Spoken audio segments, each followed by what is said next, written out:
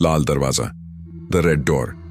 स्थान, आयरलैंड की एक पुरानी हवेली, मोरेन हाउस। भूमिका, प्रोलॉग। आयरलैंड के एक छोटे गांव ब्रायन ब्रिज में एक पुरानी हवेली है जिसे लोग मोरेन हाउस कहते हैं। ये हवेली 1892 से वीरान है। लोगों का कहना है कि वहां एक लाल दरवाजा है जो कभी भी खुला नहीं दिखता, लेकिन हर रात भीतर से दस्तकें आती हैं।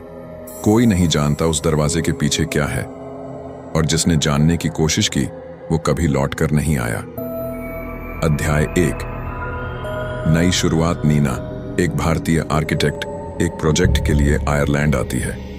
उसे मोरेन हाउस को रेनोवेट करने का काम मिलता है। गांव वाले उसे चेतावनी देते हैं, हवेली को छेड़ना मत, खासकर वो लाल दरवाजा। नीना को यह सब अंधविश्वास लगता है। पहली रात वह हवेली में अकेली सोती है। रात 3:11 बजे लाल दरवाजे पर दस्तक होती है, 3 बार। अध्याय 2।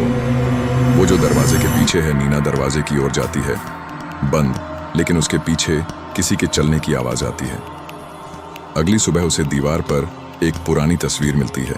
एक परिवार, पति, पत्नी और एक बिना चेहरा बच्ची। रात में फिर वही दस्तक होती है।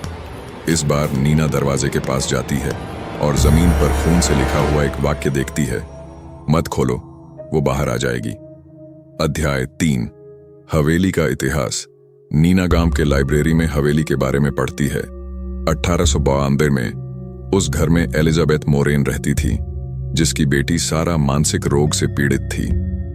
लोगों का मानना था कि सारा किसी आत्मा के कब्जे में थी। एक रात एलिजाबेथ ने सारा को लाल कमरे में बंद कर दिया और दरवाजा हमेशा के लिए बंद कर दिया। तभी से सारा की आत्मा उस कमरे में कैद है। अध्याय 4। दरवाजा खुलता है एक तूफानी रात।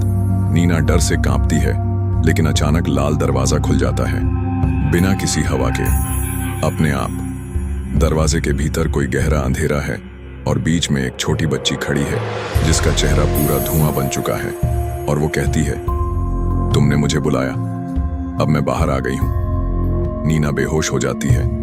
अगली सुबह वह खुद को हवेली से बाहर सड़क पर पाती है। उसका हाथ बुरी तरह जला हुआ है और उस पर उकेरे गए हैं शब्द, अब अगली बारी तुम्हारी है। अंतिम मोड़, ट्विस्ट एंडिंग।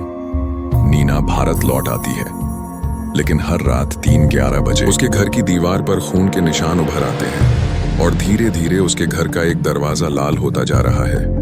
नीना, एक भारतीय आर्किटेक्ट, आयरलैंड की मोरेन हवेली में लाल दरवाजा खोल बैठती है, जिसके पीछे एक आत्मा, सारा, बंद थी। दरवाजा खुलने के बाद नीना भारत लौट तो आती है, लेकिन डर भी उसके साथ लौट आता है।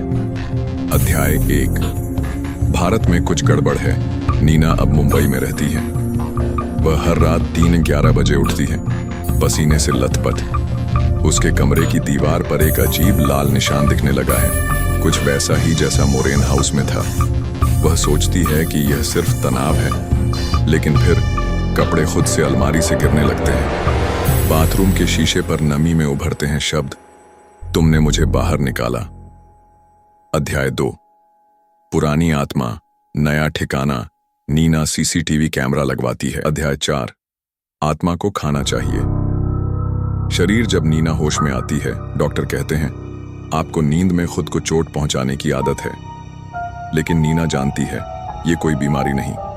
अब हर दरवाजा जिसमें आईना हो, हर अंधेरे कोना, हर बंद खिड़की, उसे ऐसा लगता है जैसे सारा की आत्मा झांक रही है। वह एक तांत्रिक से मिलती है जो कहता है, उस आत्मा को अब तेरा शरीर चाहिए, तूने दरवाजा खोला, अब उसे घर चाहिए। अध्याय 5। अंतिम बलिदान। नीना फैसला करती है, वह सारा को वहीं भेजेगी जहां वो बिलोंग करती है, लाल दरवाजे के पीछे। वह एक पुराना रिचुअल करती है, मोमबत्तियां जलाकर अपने घर के बीचों बीच नकली लाल दरवाजा बनाती है। तुरंत ही दरवाजे के दूसरी ओर से बचपन की चीखें, पिघलती हड्डियों की आवाज और रोती हुई बच्ची की कराह सुनाई देती है। वह दरवाजा खोलती है, सारा अंदर आती है। नीना उससे कहती है, तू आजाद है, लेकिन तू मुझे नहीं ले सकती। लेकिन सारा मुस्कुराती है, अब तू ही मेरी जगह लेगी। लाल दरवाजा खुद से बंद हो जाता है। अंतिम दृश्य, ट्विस्ट एंडिंग। हफ्तों बाद नीना के दोस्त उसके घर आते हैं। दरवाजा बंद मिलता है, वे दरवाजा तोड़ते हैं। घर खाली है, लेकिन दीवार पर एक लाल दरवाजा बना है और उस पर खून से लिखा है, अब ये दरवाजा कहीं भी खुल सकता है। अगला कौन? कैमरे की ओर बिना चेहरा वाली एक नई आकृति दिखती है। कहानी का नाम लाल दरवाजा। अगली बारी तुम्हारी है। थैंक यू फॉर वॉचिंग और हाँ, सब्सक्राइब करके जाना। Good ghost dream.